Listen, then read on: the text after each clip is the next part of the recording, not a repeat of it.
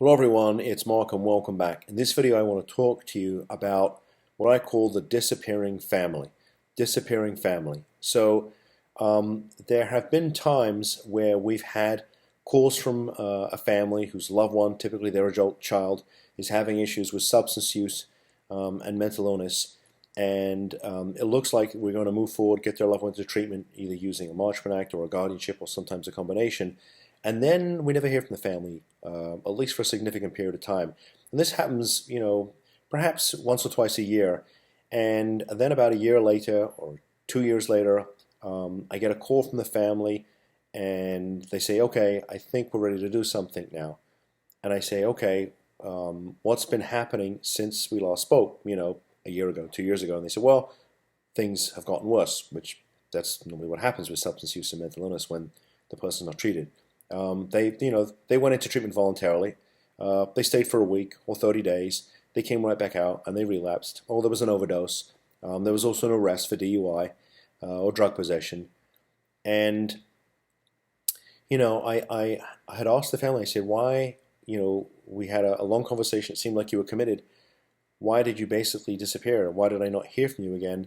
And they said, we spoke to our loved one and we threatened him or her with the Marchman Act or guardianship, and they said, okay, we have this. We're gonna do this. We don't want you to do that. We don't want you to take control of our lives. We don't want you to drag us into court. We'll do it. And every time their loved one went into treatment and left, the same conversation happened. And they say, oh, I'm going to do it this time. Look, there seems to be this sort of idea that you can get sober on your own, or handle your own mental illness on your own. If that is the case, I have to tell you, in the thousands of cases we've handled, I haven't seen it. Perhaps you know somebody who has been able to do it on their own.